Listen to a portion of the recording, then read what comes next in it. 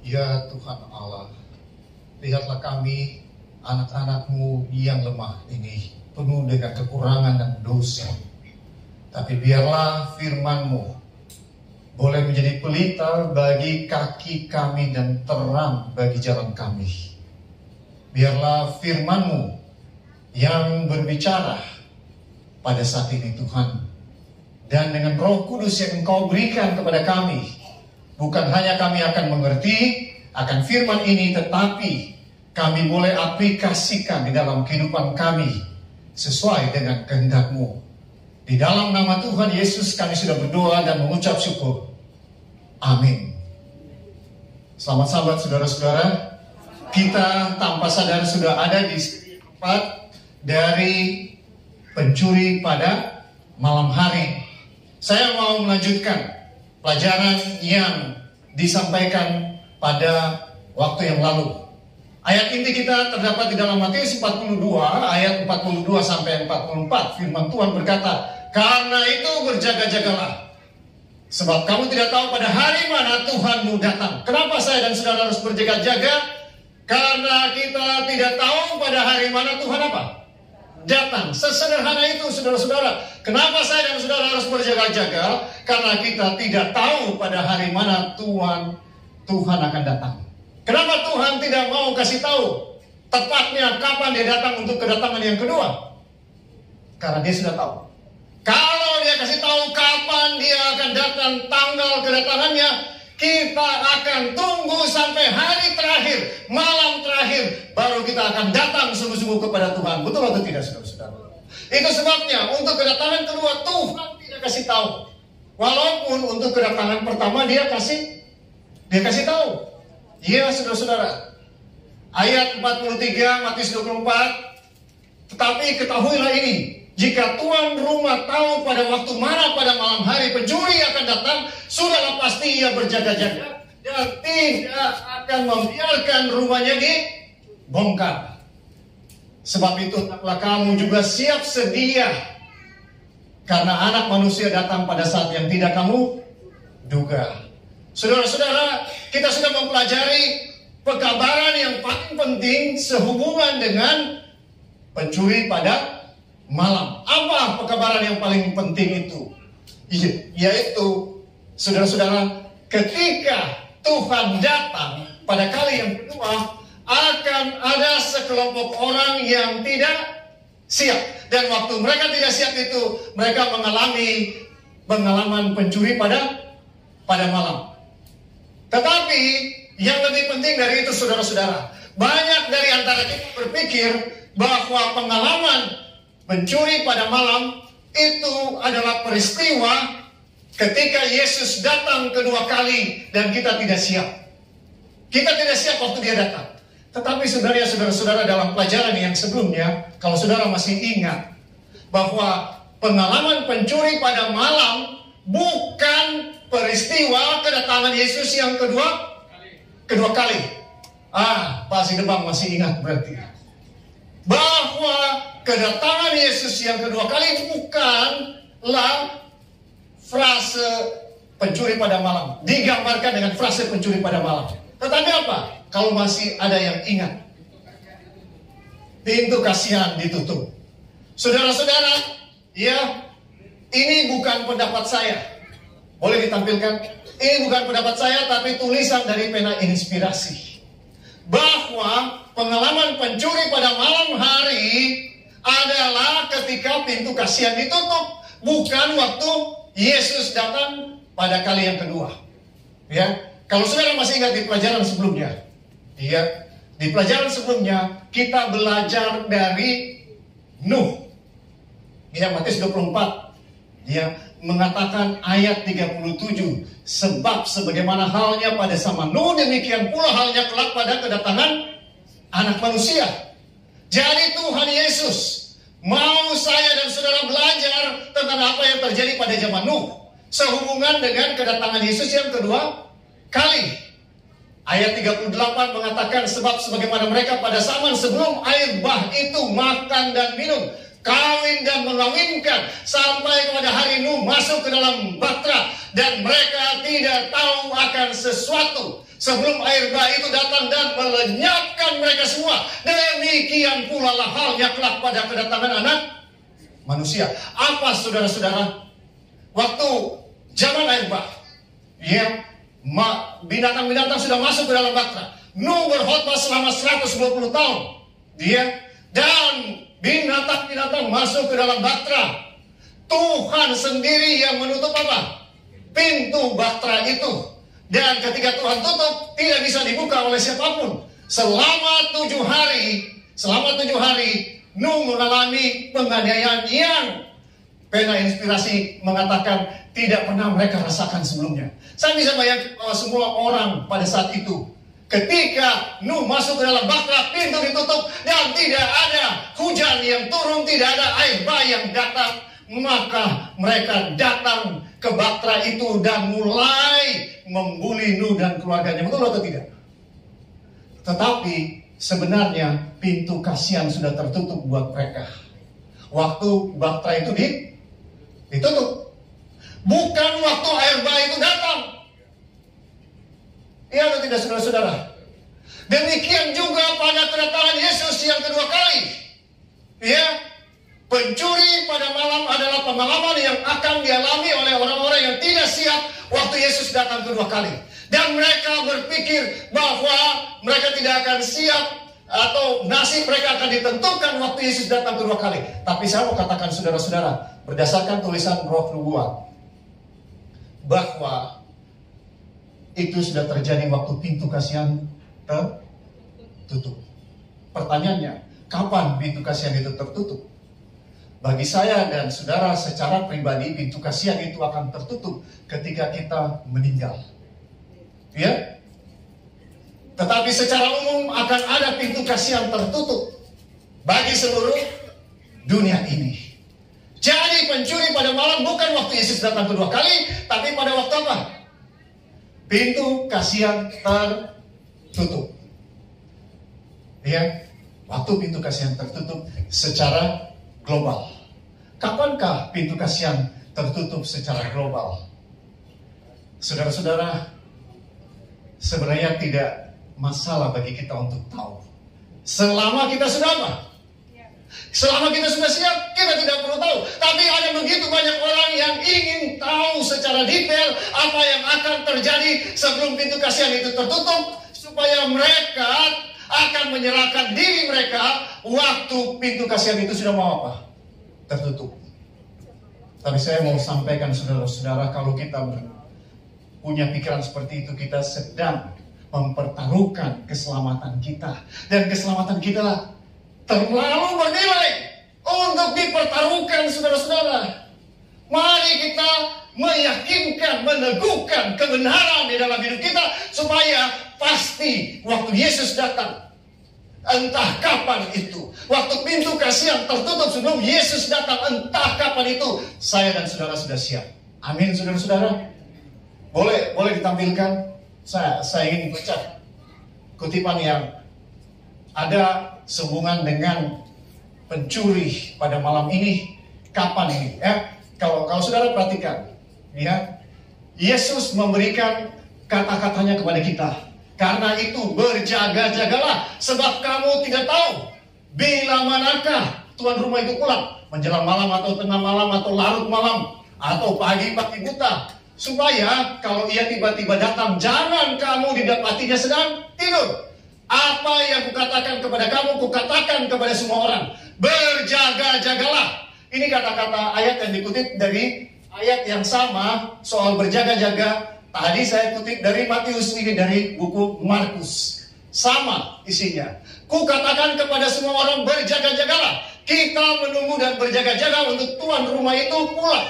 Supaya kalau ia tiba-tiba datang, jangan kamu didapatinya sedang apa? Tidur. Lanjut. Apakah waktu yang dimaksudkan di sini? Bukan kedatangan Kristus di awan-awan untuk mendapati orang-orang tidur. Tidak.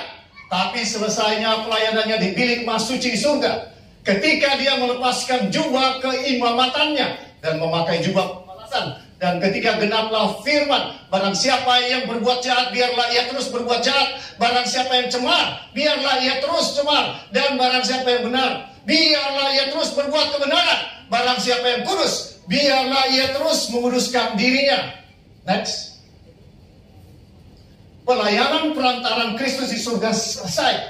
Waktu ini akhirnya akan datang sebagai kejutan kepada semua dan mereka yang telah melalaikan pemurnian jiwa mereka dengan menuruti kebenaran didapati tertidur. Mereka menjadi lelah dalam penantian dan berjaga-jaga. Mereka menjadi tidak peka sehubungan dengan kedatangan Tuhan mereka. Mereka tidak merindukan kedatangannya dan berpikir bahwa tidak perlu untuk terus berjaga dengan tekun. Mereka telah kecewa dalam penantian mereka dan bisa saja kecewa lagi. Saudara-saudara, apa yang disebutkan oleh pena inspirasi di sini? Bahwa saya dan saudara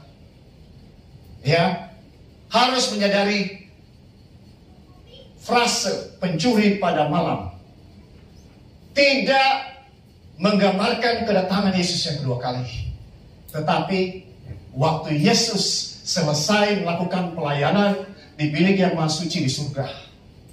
Ketika dia selesai melakukan pelayanan ini, maka pintu kasihan akan ditutup. Dan itulah yang akan membuat saya dan saudara terkejut. Jadi kalau kita lihat, saudara-saudara, dalam kehidupan daripada Nuh ada 4 bagian yang bisa kita pisahkan. Pertama, Nuh berkhotbah selama 120 tahun. Kemudian, yang kedua, Tuhan menutup pintu apa? Bahtera.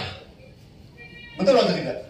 Yang ketiga, 7 hari Nuh berada di dalam apa? Bahtera sebelum air bah itu turun. Dan yang keempat, waktu air bah itu datang.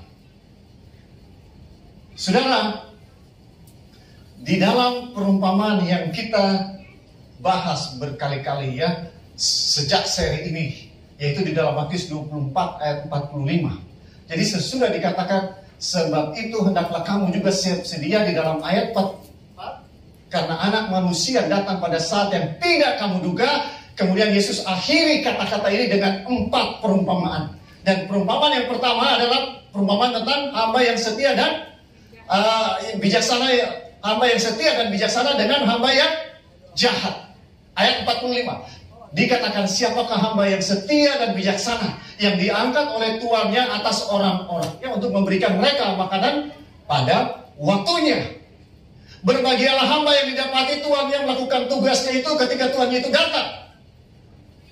Aku berkata kepadamu, sesungguhnya tuannya itu akan mengangkat dia menjadi pengawas segala miliknya. Akan tetapi apabila hamba itu jahat dan berkata di dalam hatinya, Tuanku tidak datang, lalu ia mulai memukul hamba-hamba lain dan makan minum bersama-sama pemabuk-pemabuk, maka tuannya itu akan datang pada hari yang tidak disangkakannya dan pada saat yang tidak diketahuinya, dan akan membunuh dia dan menjadikan dia senasib dengan orang-orang munafik. Di sanalah terdapat ratapan dan kertakan gigi.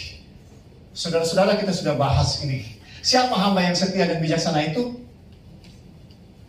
Saya sebutkan yang lalu, Yohanes Pembaptis.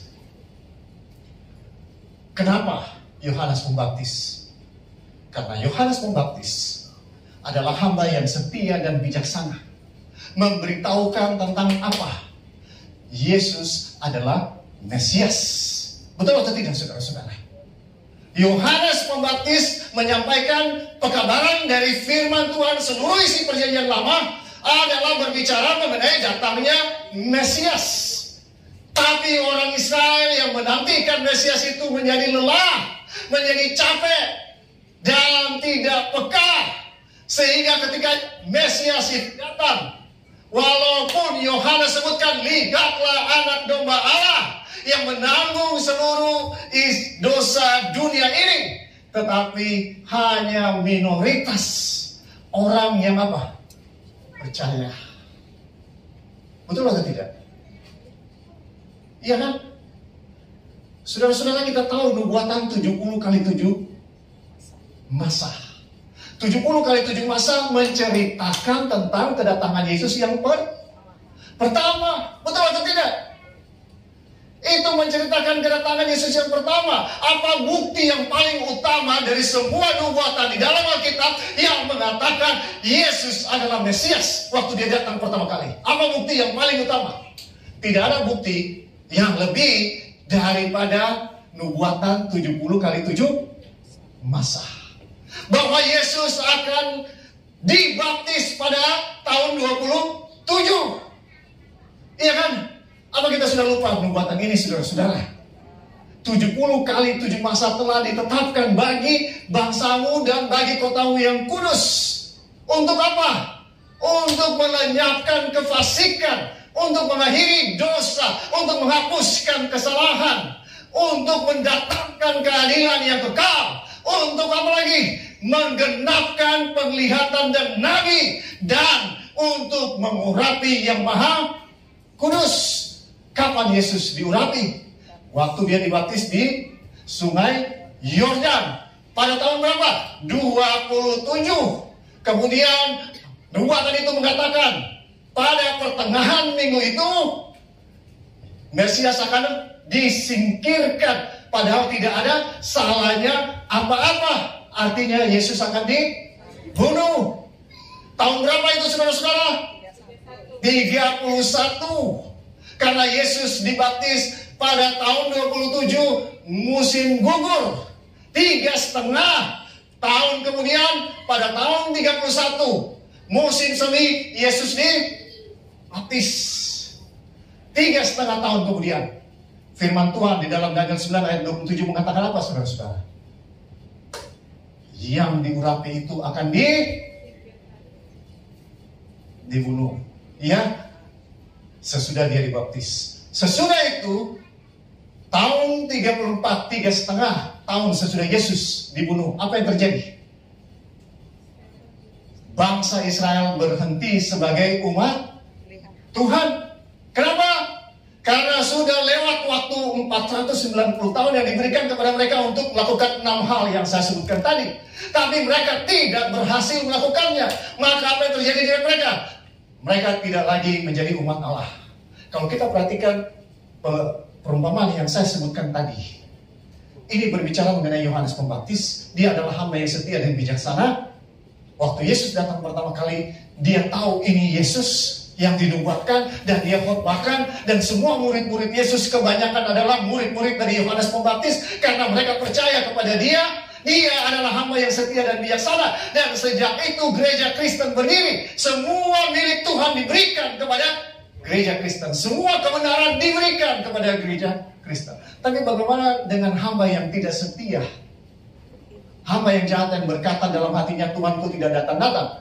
Apa yang terjadi dengan mereka? Mereka sudah menolak Yesus waktu mereka salibkan Yesus tahun berapa? Tahun 31. Iya kan? Jadi pintu kasihan bagi mereka sudah tertutup tahun berapa? Sebagai satu bangsa, tahun 31. Walaupun secara bangsa mereka ditolak Tuhan pada tahun 34. Sama persis dengan pengalaman pada zaman siapa? Nuh. Betul atau tidak, saudara-saudara? Iya kan? Nasib daripada orang yang di luar Bahtera dan orang yang di dalam Bahtera sudah ditentukan pada saat pintu itu ditutup. Bukan waktu air bah itu apa? Datang. Nasib daripada bangsa Israel yang menolak Yesus, yang menolak nubuatan, sudah ditentukan waktu Yesus mati di kayu salib. Dan pada tahun 70, perumpamaan ini mengatakan maka ia akan datang pada saat yang tidak disangkakannya dan pada hari yang tidak diketahuinya. Pada tahun 70, orang-orang di Yerusalem yang menolak untuk percaya kepada Yesus, mereka semua apa? Mati. Dan ia akan datang untuk membunuh mereka.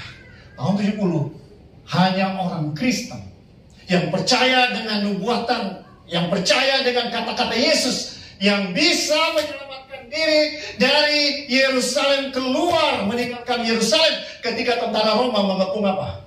Kota Yerusalem. Sementara semua orang yang menolak Yesus, yang tidak percaya kepada Yesus, tinggal di dalam apa?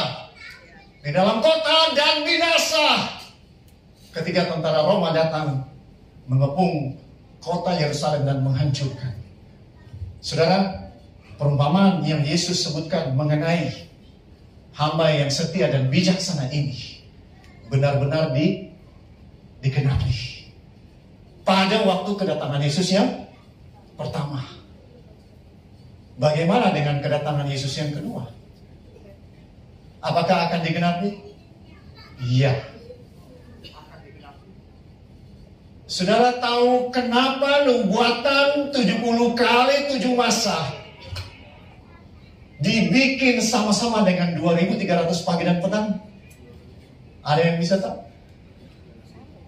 Untuk menyatakan bahwa umat Tuhan di akhir zaman yang digambarkan sebagai orang-orang yang setia dan bijaksana adalah umat Tuhan yang percaya dengan nubuatan 2300 pagi dan petang. Saya dan saudara adalah Yohanes Pembaptis menjelang kedatangan Yesus yang kedua kali. Amin atau tidak, saudara-saudara? Ya, saya dan saudara, itulah hubungannya nubuatan 70 kali 7 minggu dengan nubuatan 2300 pagi dan petang. Tuhan mau menunjukkan umat saya pada zaman Yesus adalah orang-orang Kristen yang percaya kepada Yesus. Umat saya pada akhir zaman menjelang kedatangan saya yang kedua kali adalah orang-orang yang percaya kepada nubuatan 2300 pagi dan petang. Saudara-saudara, mari kita bijak. Kenapa setan paling benci dengan nubuatan 2300 pagi dan petang? Karena ini adalah identitas umat Tuhan di akhir zaman. Begitu banyak orang Advent, bahkan pendeta, sedih saya melihatnya ketika menyatakan bahwa tidak ada itu pelayanan di bilik yang maha suci. Tidak ada bait suci di mana? Di surga. Saudara-saudara, kita lahir sebagai hasil dari nubuatan Alkitab. Gereja ini bukan hanya sekedar gereja dari denominasi Kristen. Tidak, saudara. Ini adalah gereja yang dinubuatkan di dalam Alkitab. Saya tidak membuat-buatnya. Siapakah hamba yang setia dan bijaksana, yang diangkat oleh Tuhan atas orang-orangnya untuk memberikan makanan pada waktunya. Waktu kedatangan Yesus yang pertama, itulah Yohanes Pembaptis dan orang-orang Kristen semua yang percaya kepada Yesus sebagai Mesias. Waktu kedatangan Yesus yang kedua kali adalah semua orang-orang Kristen yang percaya sesudah Yesus mati di kayu salib, dia akan melayani di bilik yang suci. Sesudah itu pada akhir dari nubuatan 2300 pagi dan petang, dia akan masuk ke bilik yang maha suci. Sesudah dia melakukan pelayanannya di bilik yang maha suci, maka pintu kasihan akan ditutup. Saudara-saudara, mana yang kita pilih? Menjadi hamba yang setia dan bijaksana. Ketika Yesus datang, kita akan berkata, inilah Allah kami yang kami nanti-nantikan. Atau kita menjadi hamba yang jahat, yang mungkin tidak akan mengatakan Tuhanku tidak datang-datang, yang mungkin tidak akan mengatakan saya tidak percaya Ellen White, yang mungkin tidak akan mengatakan saya tidak percaya dengan bait suci di surga. Mungkin kita tidak akan katakan. Tapi dalam sikap dan kehidupan kita terwujud nyata bahwa kita tidak percaya semua kebenaran ini. Nasib kita ditentukan dalam percaya atau tidak percaya, saudara. Percaya kepada kedatangannya, percaya kepada nubuatan, percaya kepada nabinya. Semua orang-orang yang tidak percaya kepada Yohanes Pembaptis sebagai nabi, semuanya binasa. Saudara-saudara, bukan untuk menakut-nakut, tidak sama sekali. Jadi, Tania yang akan bergabung dengan gereja masih Advent hari ke-7. Ini bukan sekedar satu denominasi Kristen di akhir zaman. Tapi ini adalah pergerakan nubuatan yang Tuhan sudah tentukan. Jadi ketika kita menjadi anggota gereja Masihat Menari ke-7, kita punya satu tanggung jawab yang sangat apa? Besar. Untuk hidup seturut dengan kehendak Tuhan. Kalau tidak, kita akan menjadi batu sandungan kepada orang lain. Ya, sehingga mereka berpikir, orang Advent sama aja. Ngomong aja. Besar. Ya, betul atau tidak saudara-saudara? Ya. Mahathir Muhammad, bukan Mahathir Muhammad yang India, siapa namanya? Mahatma Gandhi mengatakan, saya suka Kristus tapi saya tidak mau jadi orang Kristen. Mengapa? Karena kita menjadi batu sandungan. Kalau saya dan saudara jadi orang Advent tapi bekerja hari Sabat, kita jadi batu sandungan. Saya nggak menghakimi siapapun di sini. Kalau saudara bekerja pada hari Sabat dengan situasi yang saya nggak ketahui, bukan tujuan saya menghardik saudara. Ya, tapi saudara, kita bikin KKR sehebat apapun pengkhotbah yang kita undang, tapi mereka bilang, orang Advent ngomong aja. Apa yang kita bisa ngomong? Ya, mulai besok malam kita akan bikin KKR wilayah. Ya, saudara-saudara. Tapi kalau kehidupan saya dan saudara tidak mencerminkan kehidupan seorang Advent yang sungguh-sungguh menantikan kedatangan Yesus yang kedua, maka kita akan jadi batu apa? Batu sandungan bagi orang lain. Banyak dari antara kita memahami nubuatan dengan baik, tapi soal mengampuni sulit sekali. Ya, tidak saudara-saudara. Bagaimana kita bagi kedatangan Yesus yang kedua kali kalau kita seperti itu? Banyak dari antara kita yang mau di gereja duduk diam saja, tidak mau berbuat apa? Sesuatu. Saudara, Yesus sudah mati di kayu salib. Dia meninggalkan kenyamanan surga yang tidak bisa digambarkan, datang hidup di dunia yang penuh dengan dosa. Tiap hari dia menderita selama 33,5 tahun di atas dunia ini. Tapi dia jalani karena dia mengasihi saya dan saudara. Apakah terlalu berat kalau Tuhan minta bagi kita untuk pergi jadi saksinya? Ya. Mari kita berpikir. Mari kita berpikir, saudara-saudara. Apa kita siap kalau Tuhan datang sekarang? Kalau Tuhan datang sekarang, apakah kita sudah siap, saudara-saudara? Amin bagi saudara-saudara yang jawab siap. Tapi masih banyak yang diam. Ya, kalau kita masih sulit akur di dalam gereja, bagaimana kita siap menyambut kedatangan Tuhan? Ya.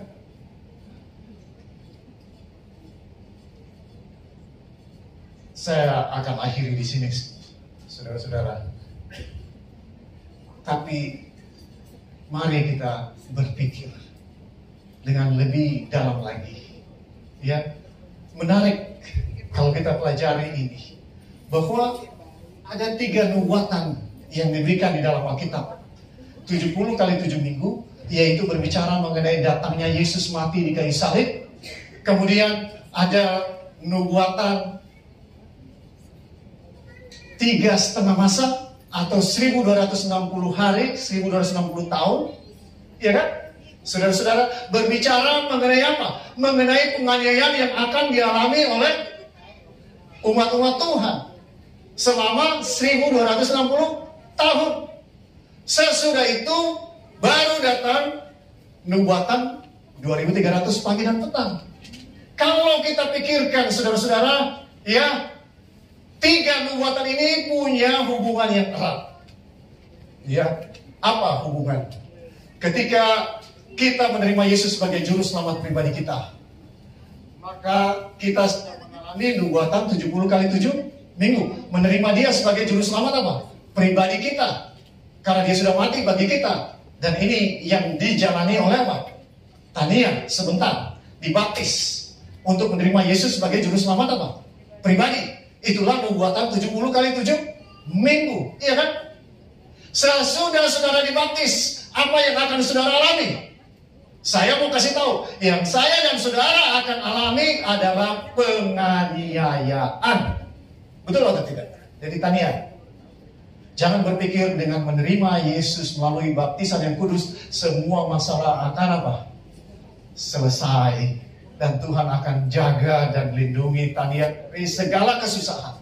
Tidak. Sesudah saya dan saudara dibaptis, kita akan memasuki proses penyucian yang disebut dengan penganiayaan. Betul atau tidak? Tania siap? Siap? Ya. Karena itulah proses penyucian. Iya atau tidak, saudara-saudara? Ya. Sesudah itu 2300 pagi dan petang, saya dan saudara akan dimuliakan.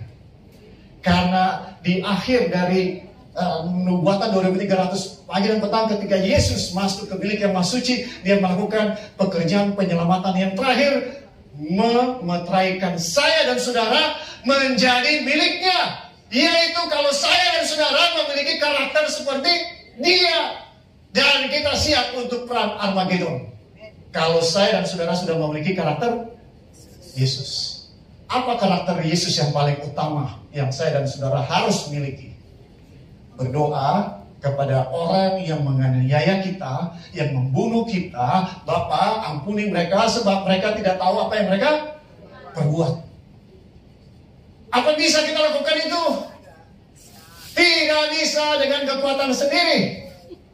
Apa bisa kita lakukan itu? Tidak bisa kalau di gereja aman-aman saja. Iya atau tidak? Saya nggak bilang bahwa di gereja harus ribut, saudara-saudara. Tapi sesungguhnya adalah berkat ketika ada yang menganiaya kita. Karena itu adalah latihan. Tanpa latihan kita tidak akan siap, saudara. Betul atau tidak? Ya. Semua yang berusia lanjut menganggukkan kepala. Orang muda berpikir, benar atau enggak ini pendeta bilang ya? Tapi sesungguhnya tempat kita dilebur adalah di gereja. Tempat saya dan saudara dibentuk adalah di rumah tangga. Betul atau tidak, saudara? Ya. Jadi berjaga-jagalah karena waktunya sudah apa? Sudah dekat. Mari saudara-saudara, mari kita datang kepada Tuhan Yesus sungguh-sungguh, memohon kasih karunia supaya kita dikasih kesempatan untuk berlatih. Kalau saudara berdoa, Tuhan tolong saya untuk bisa memiliki karakter seperti Engkau, saudara dan saya harus siap bahwa akan ada orang yang menganiaya kita secara fisik maupun secara mental. Ya. Dan itu yang paling penting bagi kita untuk menghadapi kedatangan Yesus yang kedua kali. Amin, saudara-saudara. Amin ya. Jangan mengeluh dengan apapun yang dilakukan oleh orang di gereja. Semua itu sudah ditanggung oleh Tuhan di kayu salib bagi kita.